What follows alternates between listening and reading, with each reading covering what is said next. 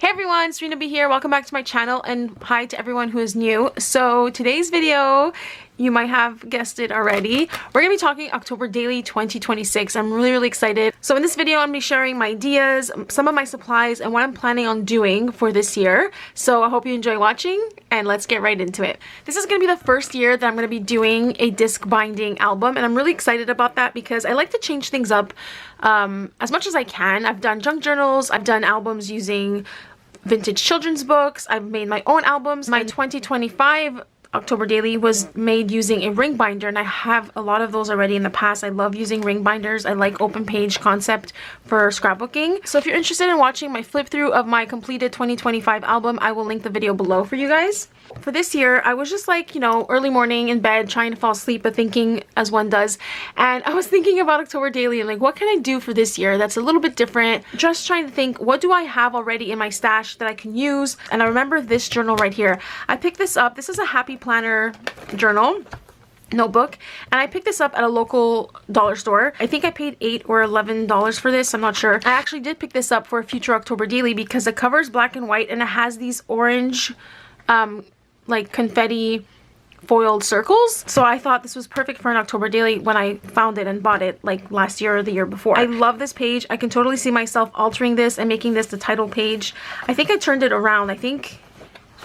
Yeah, really love that. And then I like that these pages are obviously customizable. You can pull these out, and I was even thinking maybe using some of these pages as well. They're subtle enough that you can use them as a base.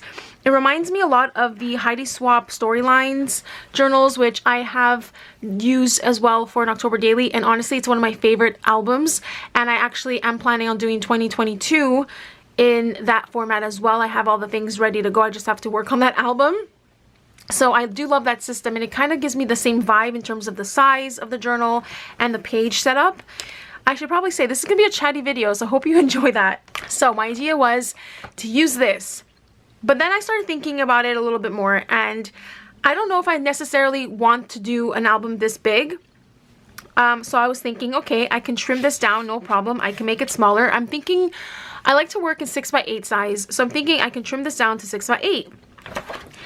But then I'm thinking, well, that's gonna be a waste of this album. I love the cover, and then maybe, who knows, maybe one day in a few years from now I might want to make an album that's this big.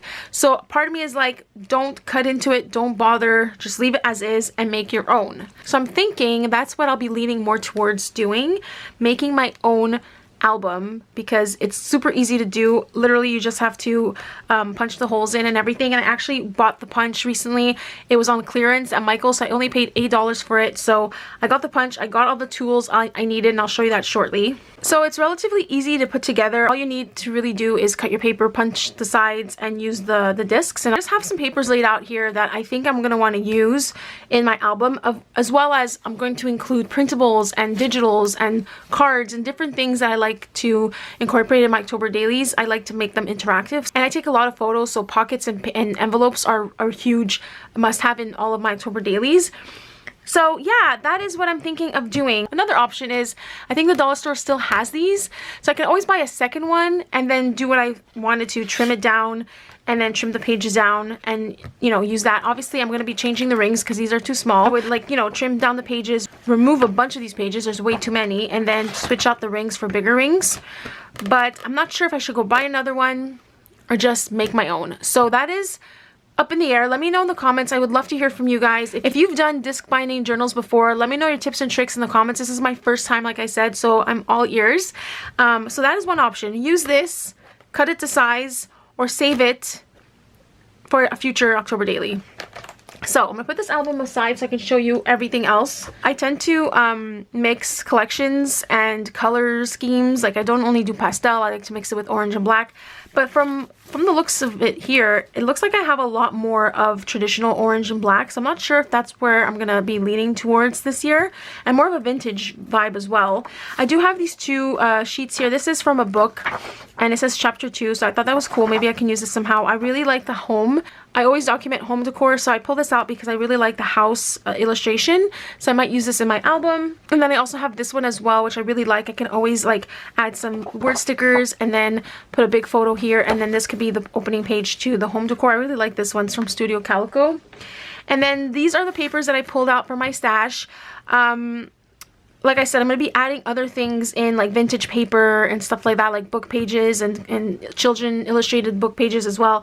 So that is still to come. This paper pad is from Social Paper Plan, and I'm obsessed with it. I had to buy it and have it shipped to family in the US, and then they brought it back for me because I needed to have this in my stash, and I have not used it yet. I am going to be using one sheet in my 2024 album to document my cousin's wedding because it's perfect for that.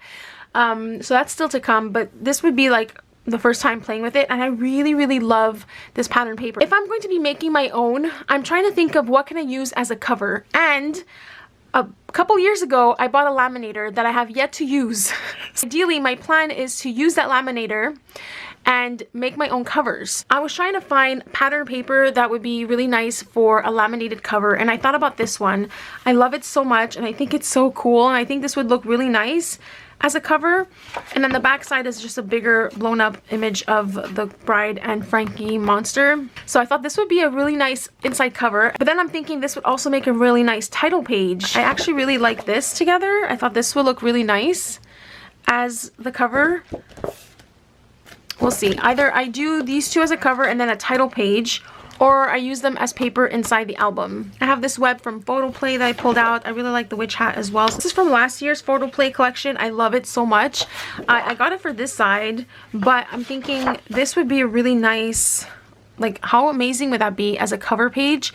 And then I can do like a cluster of embellishment here, and then I can stamp Spooky Season 2026. Like, I'm really liking this as a page as well, but I don't think it looks nice with the bats. So I'm not sure. These are my options. Let me know what you guys think in the comments. So I love this bat pattern from Cartabella. Back are die cuts.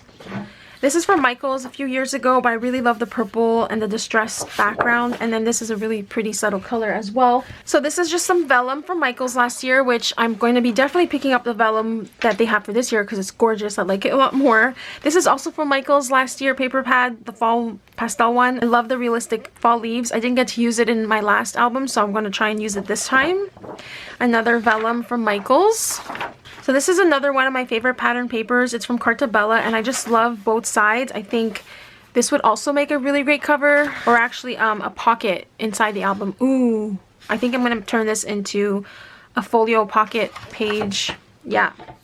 This is from Spooky Things, Simple Stories last year, but like the colors don't really work, but I just really love the purple and spiderweb. This is just a scrap piece of paper. I think this was Pebbles. And this is from Cartabella as well. Halloween Fun, the same collection. I'm not a really big fan of the owls, but I really love this side here. And I haven't used it in an album yet, so I definitely want to try it and use it this year.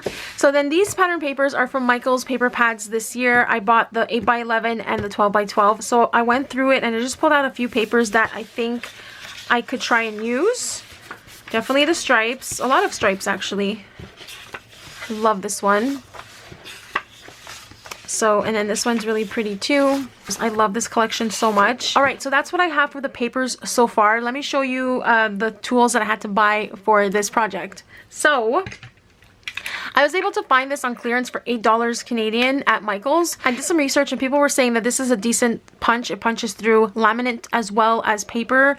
So that's why I went with this one instead of buying one online, which I was about to do. The reviews really helped me make up my decision. And the fact that I got it on sale is amazing. I am a little bummed that it's 2 holes at a time, but it's not the end of the world, you know. I got a good deal on this, so it's fine. And then I had to get the rings, of course. I bought these online. So I went with orange, purple, and black. Depending if I use any purple, which I think I will, I'm going to be alternating the rings. 1.38 inch ring.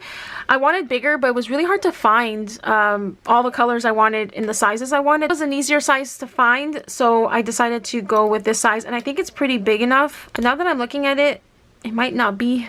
I might have to go a size up. I hope these work because I have a bunch of them now. So I think that's pretty much what I wanted to cover in this video. The last thing I want to say is that I started doing October Daily differently last year. I'm doing Spooky Season because last year I decided that I don't want to just document every day in October. That doesn't work for me anymore. I'd rather document stories that happen throughout all of Spooky Season. And for me, Spooky Season starts in June, July. And I actually already have a story from July. We went to a paranormal circus. I have just some stuff I've been hoarding this from Maggie Holmes Carousel forever, and I can finally use it because the big top was actually black and white stripes.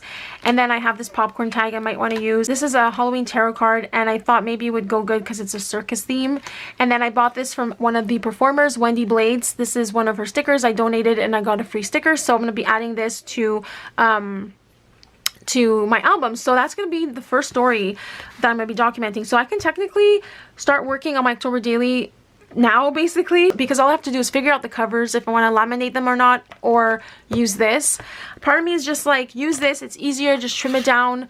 But the other part of me is like, this is an opportunity that I can customize it literally from front to back. So I'm still deciding, not sure yet. Let me know what you guys think I should do. So I want to hear from you guys. Are you doing October daily or spooky season journaling this year? If so, what album are you going to use? What's your plan? What are you thinking of doing? What collections are you thinking of using? Or do you mix and match them like I do?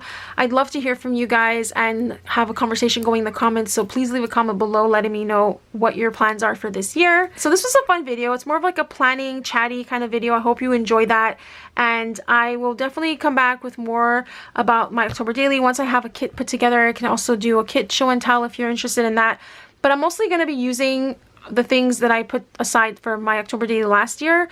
I already went through it and took out some stuff that I won't be using, but pretty much everything else is the same. But if you still want to watch a kit video, I can definitely film one, and at that point I'll have more of an understanding of what I'll be doing for the album.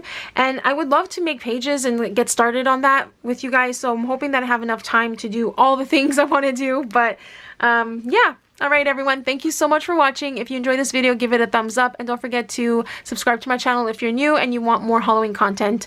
Thanks so much for being here. I hope you're all doing well, and don't forget to stay spooky. Bye!